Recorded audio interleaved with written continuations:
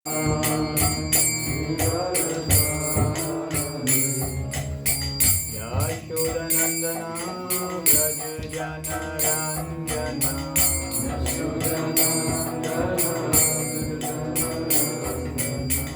Yashodanandana Vraj Janaranjana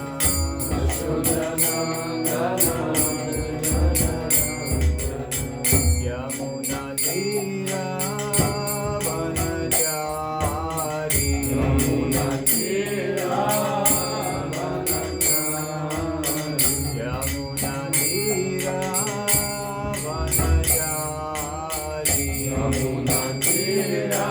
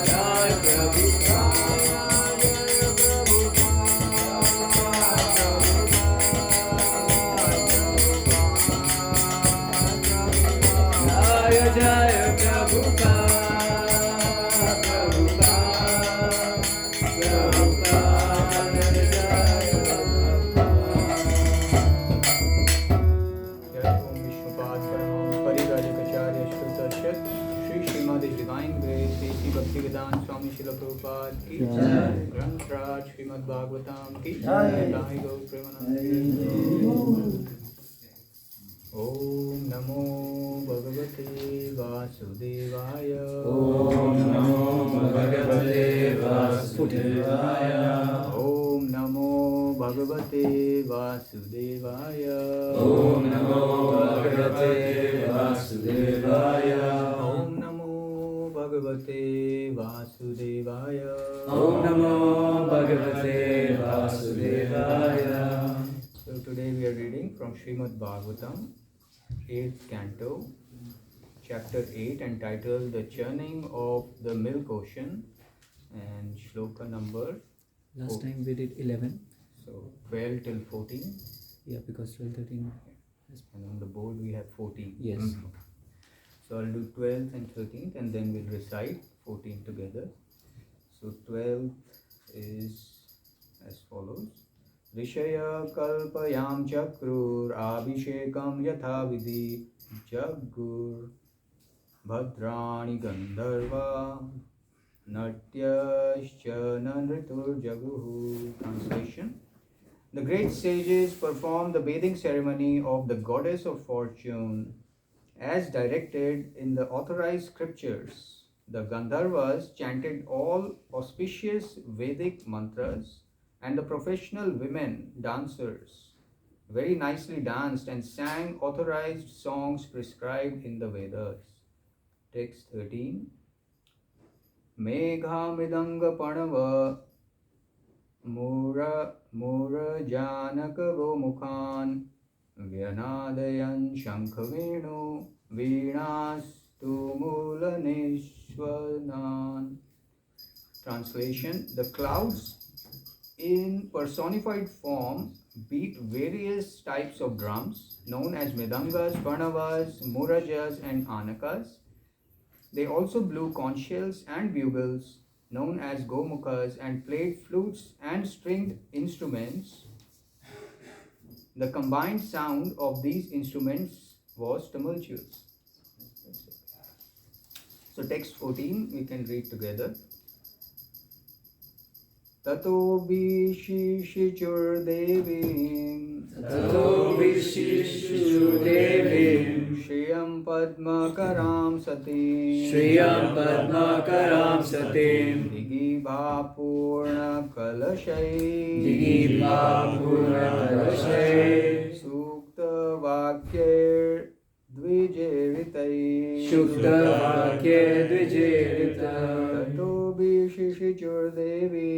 Tato Vishishichur Devim Shriyam Padmakaram Satim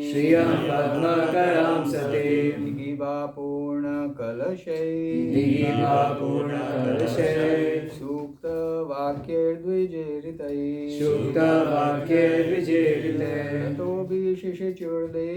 Tato Vishishichur Devim Shriyam Padmakaram Satim Digibha Purna Kalashai Sukta Vakya Dvijeritai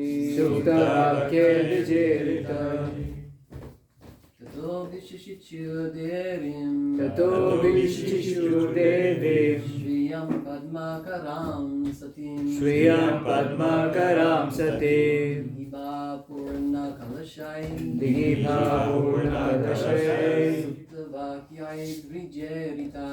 Sukta Vakyai Dvijeritai Tato Vishishichur Devim Shriyam Padmakaram Satim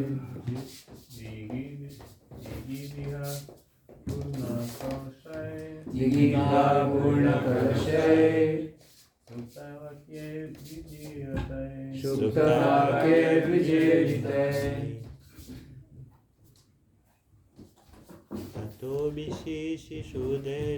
Tato Vishishichur Devim Shriyam Padmakaram Satim Digibha Purna Kalashai Sukta Vakya Dvijeritai Mataji.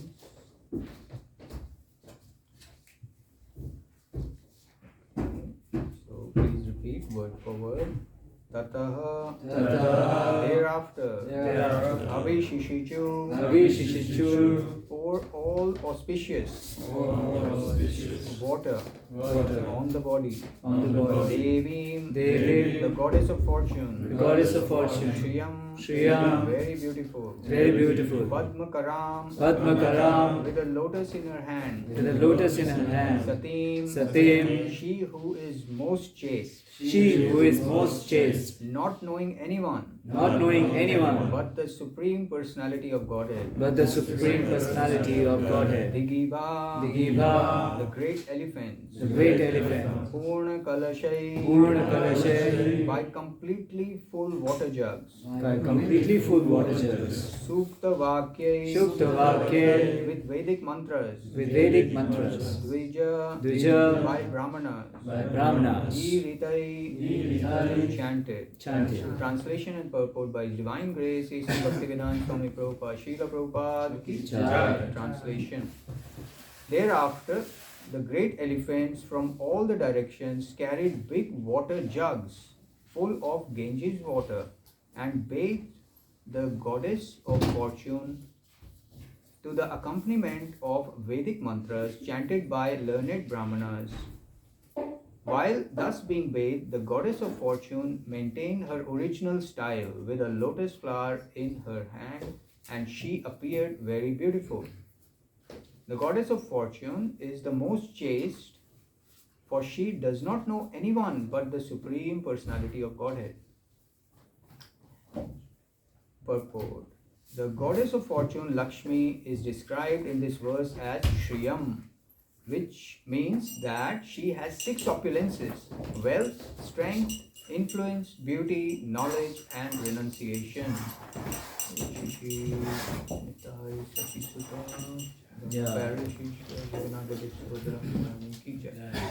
These opulences are received from the goddess of fortune. Lakshmi is addressed here as Devi, the goddess, because in Vaikuntha she supplies all opulences to the Supreme Personality of Godhead and his devotees, who in this way enjoy natural life in the Vaikuntha planets. The Supreme Personality of Godhead is pleased with his consort, the goddess of fortune, who carries a lotus flower in her hand. Mother Lakshmi is described in this verse as Sati, the supremely chaste, because she never diverts her attention from the Supreme Personality of Godhead to anyone else. End of purport. Om Agyantamirandasya Gyananjana Shalakaya Chakshurumilitam Yena Tasmai Shri Gurave Namah.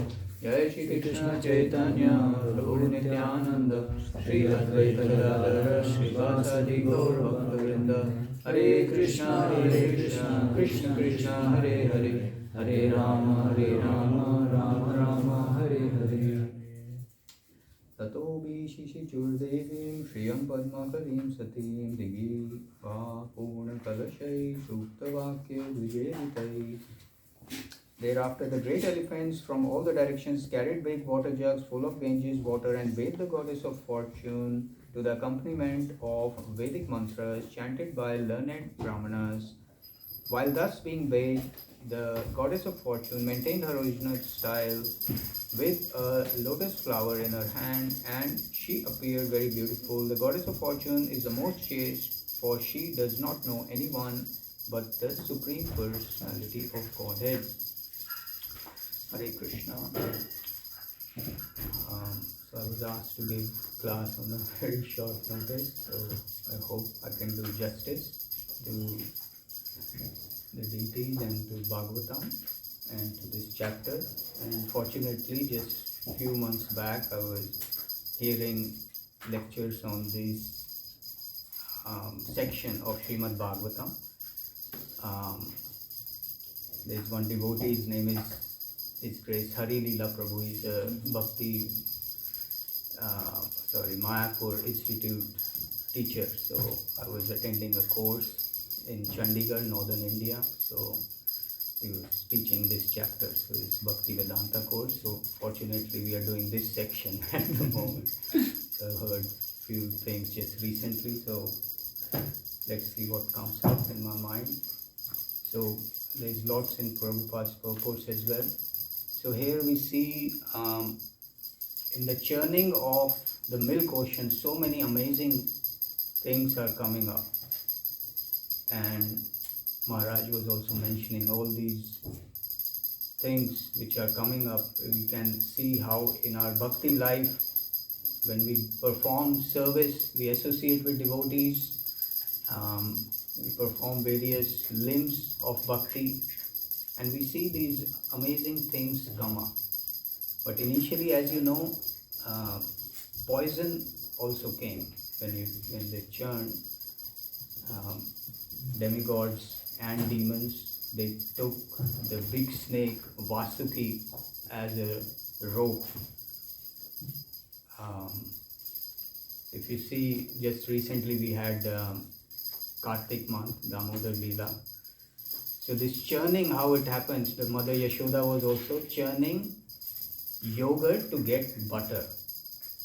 So the churning process is there is a rod in the middle and then there is a rope. That's the whole process. I don't know how the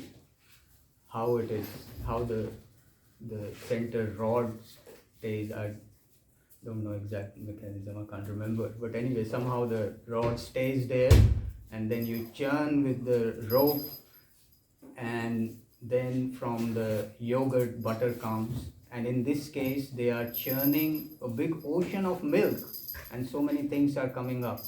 And the rod, because ocean is so big, Mother Yashoda was just churning in a small mortar. But this is like an ocean. So this churning is happening on a universal scale, very big. So they got the biggest mountain, Mandara mountain. And there's a whole pastime you must have recently heard how the mountain was carried, and so many demons and all, they died while carrying it. And then finally I think Garuda brought the mountain, and that was used as the churning rod. And then for the rope they got Vasuki, and that I find that very funny when the demigods held the mouth side of Vasuki and demons held the tail end. But then they said, oh, we are demons, because demons have a lot of pride. So they said, oh, we are very important, we will hold the mouth part, tail. When you toss a coin, there is heads and tails. So head is considered more important, tail is not very important. And that's how we see how Varnashram system is also organized. Head is considered more important than the legs. So the demon said, we will hold the mouth part. So, and they held the mouth part, and there was fire coming out of Vasuki's mouth, and some demons got some smoked, as they say. So anyway, so that I find that very funny, very happening pastime. So initially poison came up. So that's what happens when we start chanting. So when we start chanting process, bhajana kriya, as we know, there are 9 steps of bhakti. We start with shraddha, some faith. If we have some faith, then we approach, by good fortune we get association of devotees. So that's second step, sadhu sangha, association of devotees. And when we start the process, as soon as we associate with devotees, bhajana kriya, the process of bhakti, hearing, chanting, this process starts. And that's when the churning begins in our consciousness. And then the 4th step is anartha nivritti. That's when all the poison comes out. So we all have actually experienced this. I can remember when I started hearing and chanting process, and it was so ecstatic. I remember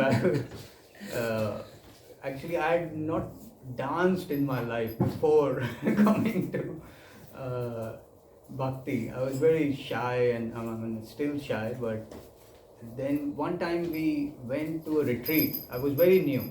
This was a retreat for Indian students in Melbourne, Australia.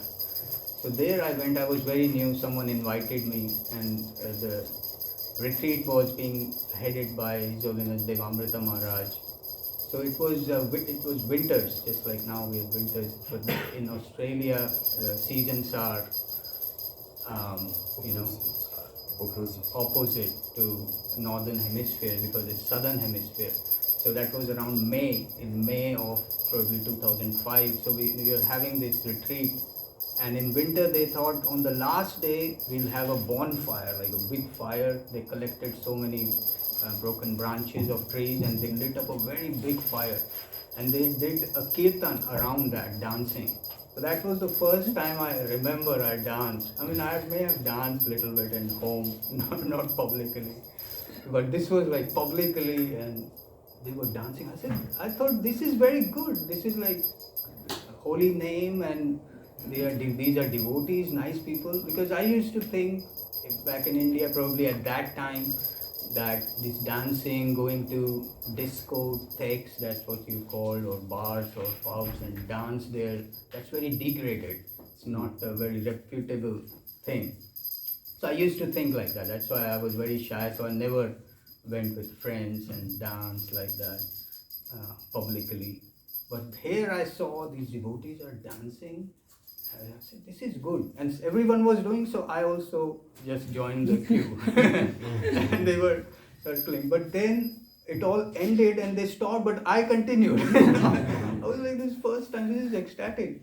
So anyway, so that was first phase, and then I continued that in temple, and then in kirtans I participated in dancing with other devotees. And then the churning had started. So initially for a few months it was very ecstatic. And how it happens in Kali Yuga especially, Mahaprabhu gives you special mercy. Although in Kali Yuga, most people who are born, they are not very qualified. Rather, they are very disqualified. Kali Yuga is the darkest age. And as we know in Bhagavatam, first canto itself, first chapter, 10th verse, it says, Kalavasmin yuge jana, manda sumand matyo, mand bhagya upadata. These are the disqualifications of people born in Kali Yuga. They are very dumb, they are misguided, their mind is always agitated. So all these disqualifications are there. So how can we take up bhakti, which is the highest spiritual process? So the missing link is Chaitanya Mahaprabhu. He gives his special mercy, he's the Yuga Avatar, and he gives special mercy. So that's how we start our bhakti. So initially we get this enthusiasm, and we get this sample, and we start our bhakti. But then we have to pay. As you know, like outside the shops, I don't know if it happens here in Paris, they stand outside a coffee shop or a sweet shop, they stand with samples. Do they do it here? Yes. Sometimes they do with small cups or something. Okay, take a sample, but then if you want to get more, you go in now. But now you have to pay. Sample is free, but then when you go inside the shop, then you have to pay. So Chaitanya Mahaprabhu is the best salesman. Krishna has to be the best of everything. So no one wants to buy bhakti in Kali Yuga, but he is the best salesman. He gives you the samples, and then you go in the shop, and now you are trapped. You like the taste, you can't do without it. But then he says, now you have to pay. Follow the 4 principles, and follow the devotee etiquette, all the rules and regulations. Initially, they don't tell you. So that's the trick. That's the sale. That's how sales happen. Of course, this is marathon month. This is transcendental sale. This is not like material sales process where the motive is, profit and sense gratification. This bhakti process, when we are distributing Krishna consciousness to others, there is no personal motive. There may be initially, but that will be purified very soon, because you can't do this service for long if you have selfish motives, because there is not much return materially, or not any return actually. Initially we may think, oh, there is a lot of glory. Just imagine yesterday it was raining and you all did such amazing book distribution. You went out and it was so hard whole day, and then Maharaj came, he said the scores. How long was that for per person? Few seconds. Not even 30 seconds for one person. as compared to the effort that went in. So there is no actually material return. If someone thinks, okay, everyone will think, oh, I distributed so many books, but they just say for 30 seconds and jai, and that's it. So after initially it is very nice. Initially, if a person is doing for this material return, it's okay initially. But to do it for a long term, there has to be some deeper motive. So that's why this process is very different than a normal sales process. Of course, there are techniques. There are some distributors who can distribute a lot of books, and they know techniques, and sometimes they don't want to tell others their techniques. But this is not like material competition. Here we can share everything, our tricks of the trade with all devotees. If you know some better method or a better place or a better way, we share with devotees, okay, how you did. So this is very encouraging, because without encouragement and a teamwork, this service is a big burden. This can seem to be a very, because it's very hard, all the Lakshmi you get and you give it to Krishna. Nothing goes in the pocket. So this is very different. So Chaitanya Mahaprabhu, he brings us in, and then when we get the taste, he said, now you have to pay, follow the rules and regulations. So that's what happens. So that's the churning process. So all the poison starts coming up. So I remember after a few months, all the dirt started coming up, which was just absent for first few months in Bhakti. I said, what is this happening? So I was very, most devotees, pretty much all devotees, they go through it. Unless someone is a special, pure soul, Nitya Siddha soul who has come to actually, like Prabhupada writes, a ray of Vishnu, like Bhakti Siddhanta Maharaj or Prabhupada. They have this, Krishna especially sent them to propagate this mission of Krishna consciousness. Unless someone is like that, everyone who has born in Kali Yuga has to go through this churning process, and initially the poison will come up. But that's, we shouldn't be discouraged. If you are dirty, you are in the shower and the water comes, all the dirt you can see is being cleansed from the body. And you stay in the shower until all the dirt is cleansed. So that's how we do it. So Anartha Nivritti is just the fourth stage. There's more after that. Nishtha, Ruchi, Asakti, Bhava, Prema. So all those stages are there. For us, it's not that, oh, I'm not qualified for that. That's our original position, to be, a loving servant of Krishna. So that Prema, it may seem to be like unreachable, but that is our natural original position.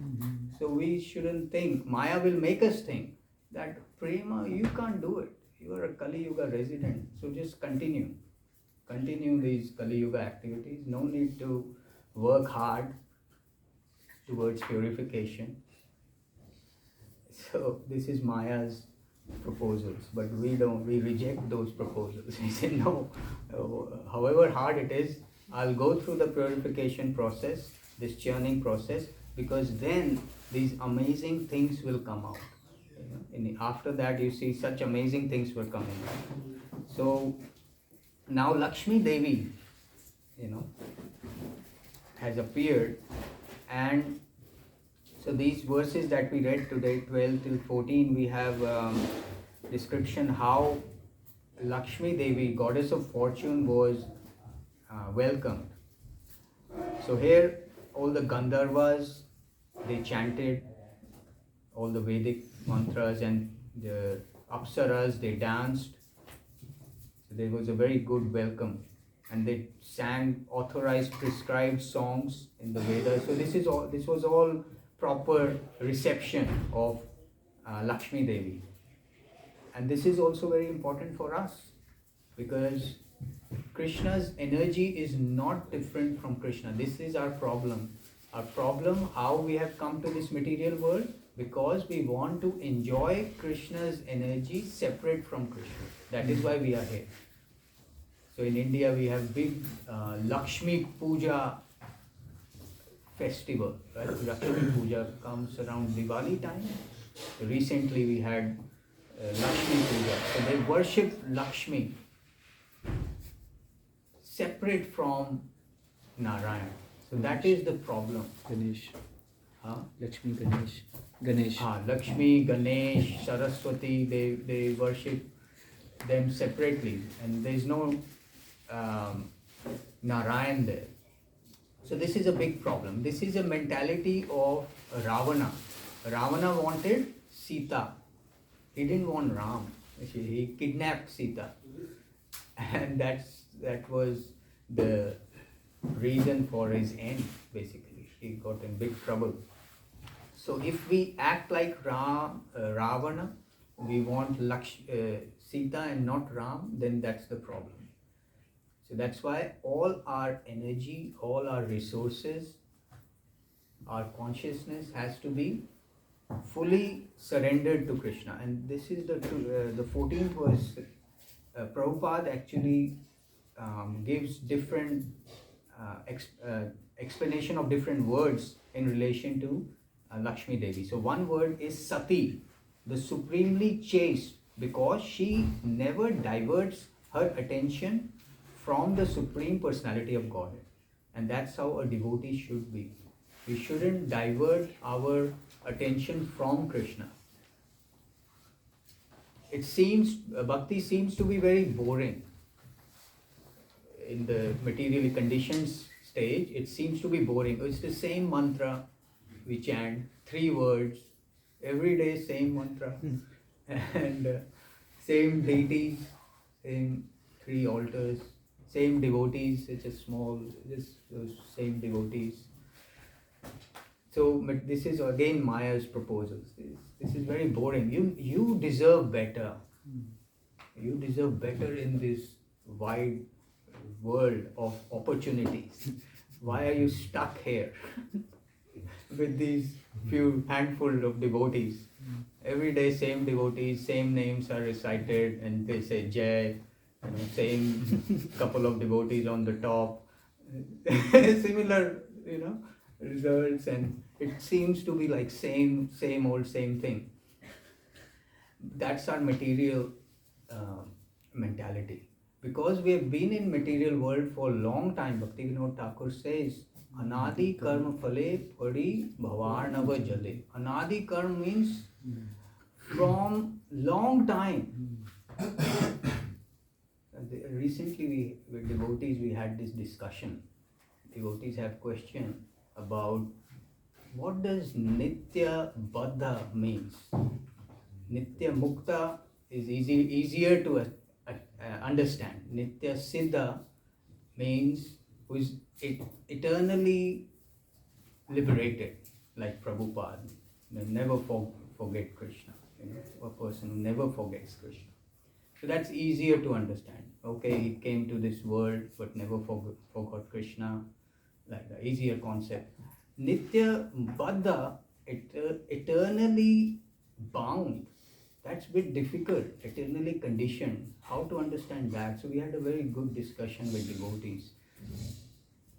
So Nitya Baddha, eternally conditioned, is related to this song of Bhaktivinoda Thakur. Bhaktivinoda Thakur says, Anadi karm phale padi bhavarnava jale. From long time immemorial, I have been drowning in this ocean of material birth and death. So we have taken so many births from so long that we can't say, okay, a point in the past. It's long time. So that's why it says Anadi, as if always. It's not always. We were in spiritual world. We fell down here. But because this time is so long, it looks as if always we have been here. That's why it says Nitya. Nitya means always. But it's not that. Nitya is not literal in this case. In Nitya Mukta, always liberated, it's literal. But in Nitya Baddha, that's not literal meaning. And Nitya means from long time we have been here. So this is very important to understand. So which means this is not our original position. Our original position is back with Krishna in the spiritual world. So that gives us encouragement. So this is our original position, like Lakshmi Devi, her quality, Sati, the supremely chaste. We should be very chaste to Krishna and never divert our attention from Supreme Personality of Godhead to anyone else. That's why Krishna says, Mam Ekam Sharanam, only my. So this, what's the word? It becomes hackneyed means boring, same old same thing, because of our material mentality. So we have taken so many births and we have been covered by these three modes of material nature. So this is a bad habit that we have developed. And I think in English there is a saying, bad habits die hard, something like that. Yes? So bad habits die hard. So, but they can be removed. And we have to develop this original Krishna consciousness, and that's the process of bhakti, and it is ever encouraging. We get encouragement from spiritual master, from the super soul, from devotees, from deities. We always get encouragement from Srimad Bhagavatam daily. It's up to us to get that encouragement. Encouragement is it's just like rain. It's constant shower of encouragement and mercy. It's just we have to get it. If outside, of course, it's raining, it's an opposite example. If it's raining and someone stays inside, so it doesn't get wet. But if it's raining mercy and we stay inside, then we lose the opportunity. So opportunity is always there. And there are a couple of other things here in Prabhupada's purport in relation to goddess of fortune. Prabhupada says the goddess of fortune is described in this verse as Shriyam, which means that she has 6 opulences, wealth, strength, like that. So because she has 6 opulences derived from the energetic source Krishna, she is very attractive. That's why I was saying in India they do Lakshmi Puja, but they don't offer Lakshmi to Narayan or Krishna, and that's why then they suffer just like Ravana. So she has all these opulences, 6 opulences. Generally, we don't hear Lakshmi Devi being associated with these 6 opulences. We hear Krishna, the energetic source, as Shad Aishwarya Purna, the source with full 6 opulences. So that's the word here is Shriyam. So 3 words Prabhupada explains: Shriyam, Devi and Sati in relation to Lakshmi Devi. So Shriyam, she has 6 opulences. Sati, she is very chaste, never diverting attention to anyone else but Krishna. And then what does Devi means? The goddess. She is the goddess. Because in Vaikuntha, she supplies all opulences to Supreme Personality of Godhead and his devotees. She is supplying to Supreme God. That position, she has been given that position. So it seems as if she is providing all the opulences to Supreme Lord and devotees. Definitely to devotees, she is supplying all the opulences. And that's why, as you know, Prabhupada said, we cannot approach the Supreme Lord directly. We have to approach the Supreme Lord through the energy. We cannot approach the energetic. That's why we say Lakshmi Narayana. Lakshmi, energy first, energetic afterwards. Lakshmi Narayan, Sita Ram, Radha, Ishwar. So like that. First energy, then energetic source. So that's the process. And in Hare Krishna Mahamantra also, we say Hare Krishna means Radha Krishna. Oh Radha Rani, oh Krishna, please engage me in your service. I have been engaged in the service of illusory energy from time immemorial. Please engage me in your service. So that is the Hare Krishna Mahamantra. We have to meditate on that mantra. So this is a very auspicious time of the year. If we just dedicate all our efforts without being uh, mental in the sense thinking too much that, oh, so many things come up in mind. So if we just dedicate our all efforts to this yagya process, and we'll see some amazing things come up. This book distribution process is actually, it's complete. You get all the qualities, as in Bhagavatam, that verse, Yasyasti Bhakti Bhagavatya Kinchana, all the good qualities of demigods develop in a devotee who performs devotional activities, devotional process.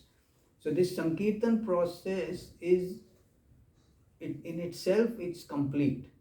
You get all the good qualities. You develop patience, tolerance, compassion. All these qualities will develop. If we don't have these qualities in the beginning, doesn't matter. We can just do the service, we'll be purified, and all the anarthas will go away, and we will develop compassion. Initially, we have compassion on ourselves. We think, oh, I'm suffering. Oh, it's raining. Oh, I have to distribute books. Oh, my bag is heavy. Oh, oh, these other devotees are doing better than me. It's like we are suffering. Okay, and in English also they say, misery likes company.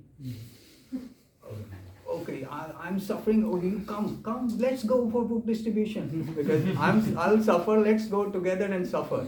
So misery loves company, because if you are suffering yourself, and everyone says, oh, this guy is suffering, they feel very bad. And if you see everyone is suffering, then it's okay. So initially we think we are in distress because we are distributing books, because it's so hard, very, very difficult service. But when we are purified, then the Sankirtan devotee actually sees the suffering of people. Oh, these are suffering. They are going to commit suicide. I should stop them. Poor guys. So there's a big jump actually. So it takes time. It's not a one-night job. That first day you're suffering, next day it can happen. Chaitanya Mahaprabhu can show you this. This is called Sankirtan vision. There is a special television. I think Prabhupada said, or someone devotee I've heard. There's special. It's called Sankirtan television. Sankirtan vision. You see the world very differently. Very differently.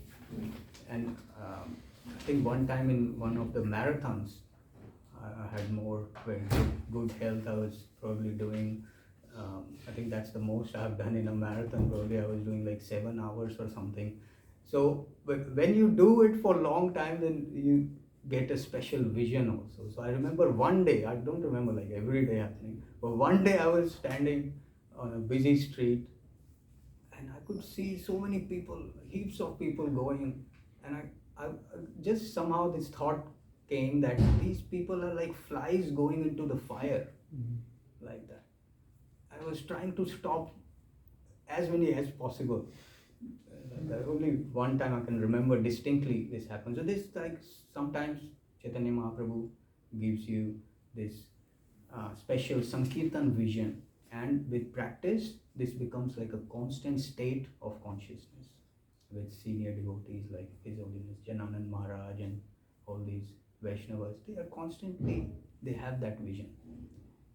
But to have even once, that's something very big.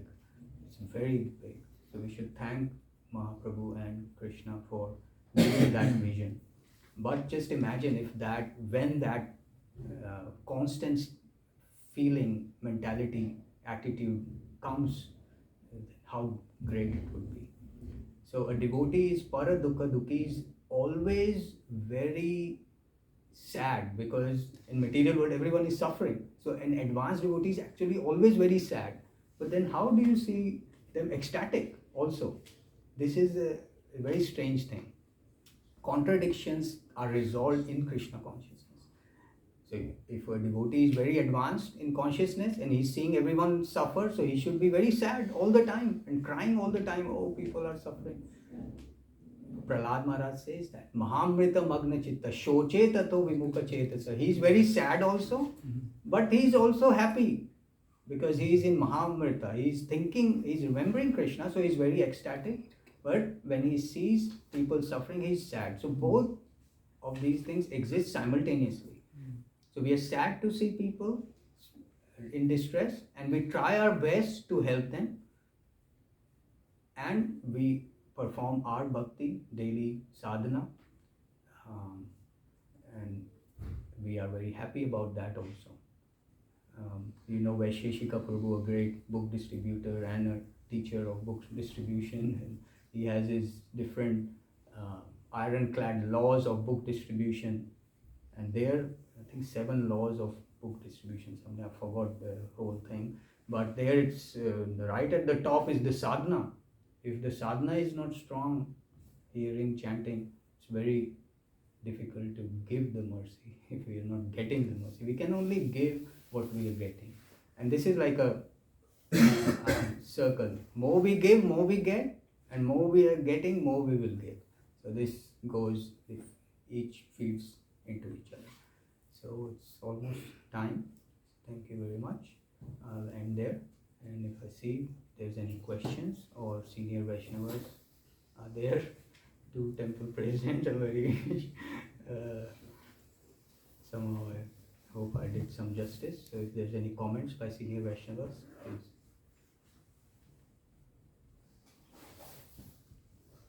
Hare Krishna. Thank you, Bhaktisaar Prabhu, for Hare Krishna. wonderful class, despite the short notice.